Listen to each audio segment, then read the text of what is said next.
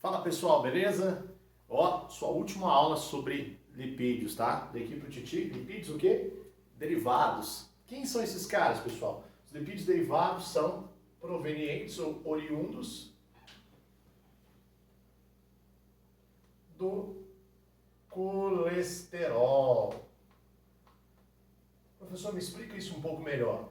Esses lipídios que nós vamos falar aqui são os esteroides, tá? São produzidos a partir do nosso colesterol. Lembra que o colesterol, ele é matéria-prima para uma série de substâncias, né?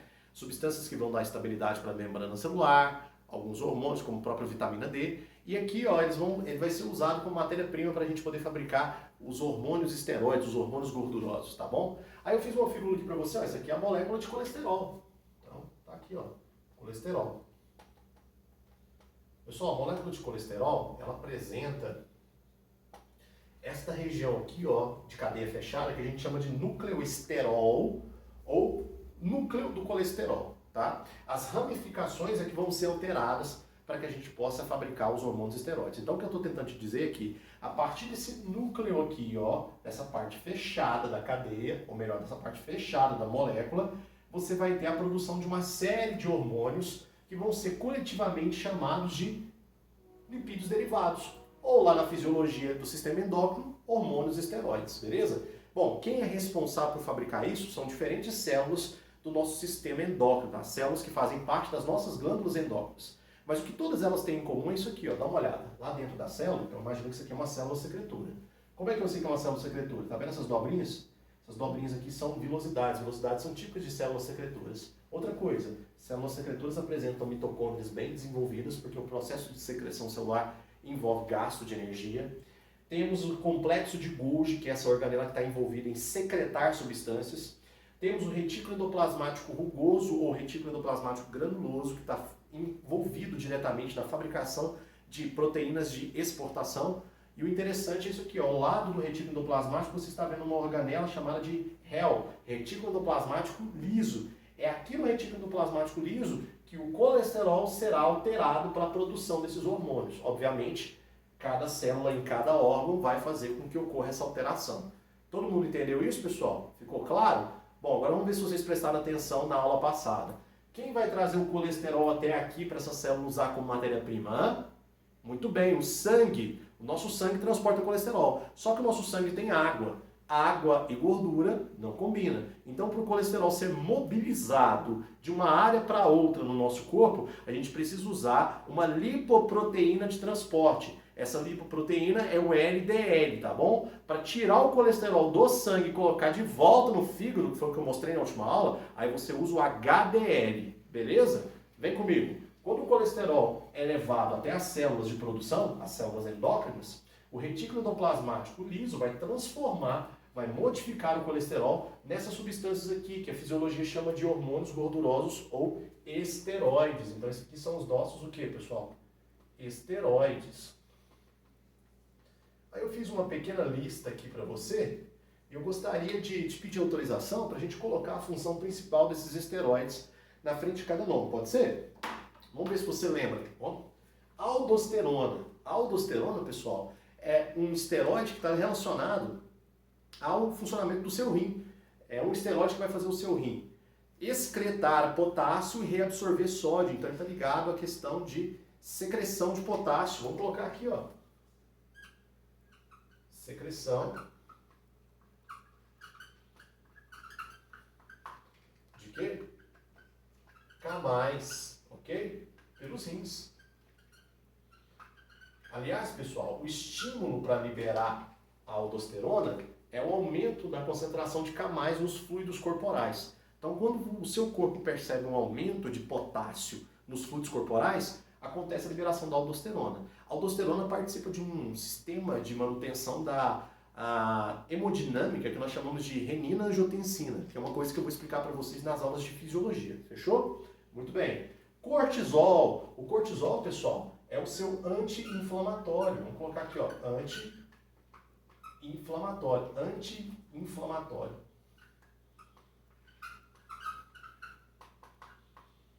Quadro pequeno, tem que ficar colocando divisa. Anti-inflamatório. O que significa isso? Quando o seu corpo está passando por um processo de inflamação, que é um tipo de reação inespecífica contra alguma coisa que está prejudicando o seu corpo, um trauma, uma infecção. Então, para reduzir o grau da inflamação, a gente libera esse hormônio conhecido como cortisol. Um detalhe interessante, esse cortisol está relacionado, pessoal, ao nosso despertar. Quando você desperta de um sono, é porque os índices de colesterol aumentaram, de cortisol aumentaram. Então, ele está relacionado à questão do despertar. E uma coisa interessante é que o cortisol ele é um hipergliceminante. Hipergliceminante. O que é um hipergliceminante mesmo, pessoal? Ele aumenta a quantidade de açúcar no sangue.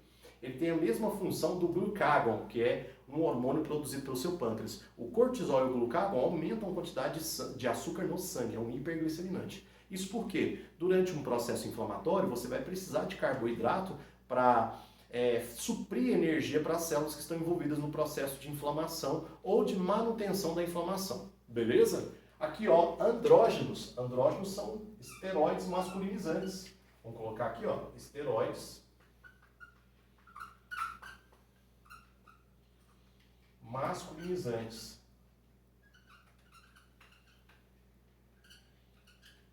Pessoal, o que significa dizer que uma substância é um esteroide masculinizante? Quer dizer que ele vai promover a formação de estruturas, ou melhor, de características sexuais masculinas no corpo.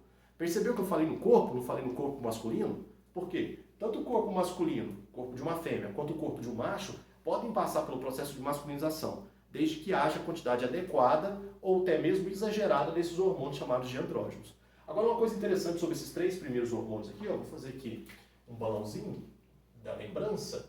Esses 3 primeiros hormônios aqui que eu estou fazendo o balãozinho da lembrança, eles são hormônios da supra o quê, pessoal? Renais. O que são suprarrenais mesmo? São aquelas glândulas que ficam acima dos nossos rins. Eu vou fazer aqui um desenho rapidinho para você lembrar. Você tem aqui o rim, que é um órgãozinho em forma de feijão, lembra disso? Ok? Aqui o ureter. E acima do rim você vai encontrar essa glândulazinha que parece um capuzinho aqui, ó. Ela é conhecida como suprarrenais ou adrenais, tá bom? Bom, o que acontece? Ali nas suprarrenais você tem a produção desses hormônios, e esses hormônios eles são fabricados no córtex das glândulas suprarrenais. Por isso esses hormônios são chamados de corticoides, tá bom? Cuidado com esse termo corticoide, porque ele é mais utilizado para o cortisol. Os anti-inflamatórios de produção sintética, né, de produção farmacológica, eles são designados na medicina e na farmacologia como corticoides. Cuidado, tá bom? Agora vamos para os outros aqui, ó. Testosterona. Testosterona também é um esteroide masculinizante. Tem a mesma função, então, esteroide masculinizante.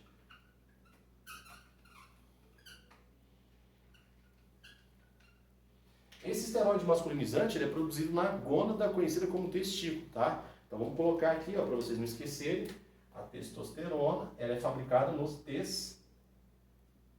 testículos, ok? Nos testículos, fechou? Muito bom. Agora vem aqui, ó, esses 2 últimos aqui, ó, da nossa lista, tá? Pode existir mais, deve existir mais, e aqui na nossa lista, isso aqui tá passando de bom para você conseguir responder os exercícios sobre lipídios, o que? Derivados, fechou? Vem comigo. Estrógeno e progestina. Estrógeno é um hormônio feminilizante, então ele age causando a formação de características femininas no corpo, tá? Vou colocar aqui, ó, esteroide feminilizante.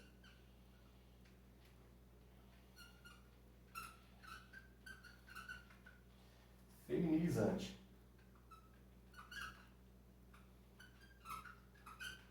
Um esteroide feminilizante, ele causa a formação de características sexuais femininas, tá? Tanto no corpo masculino quanto no corpo feminino. Então toma cuidado, esses hormônios, eles podem fazer com que as características surjam tanto no corpo de um macho quanto no corpo de uma fêmea, beleza? Agora a progestina, pessoal, esse hormônio aí, ele é um hormônio que está relacionado diretamente ao processo gestacional.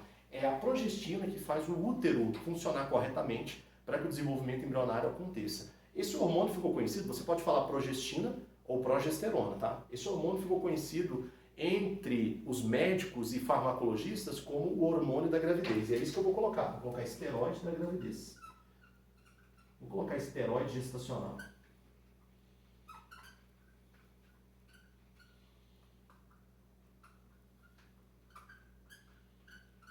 Como assim, professor, esteroide gestacional? Sem esse esteroide, a gestação é interrompida, tá?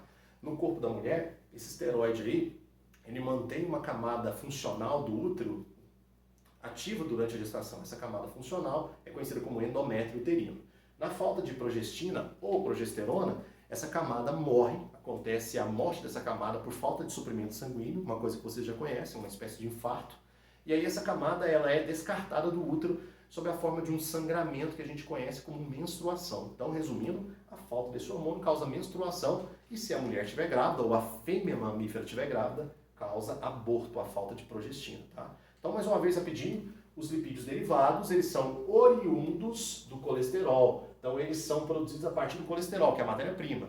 Onde acontece a produção dos lipídios derivados? Nas organelas conhecidas como retículo plasmático liso, que são organelas típicas de células das suprarrenais, dos testículos, e aqui embaixo, ficou faltando, pessoal, ó, dos ovários, que são as glândulas femininas. Ovários, que são as glândulas femininas. Agora ficou legal, tudo bem?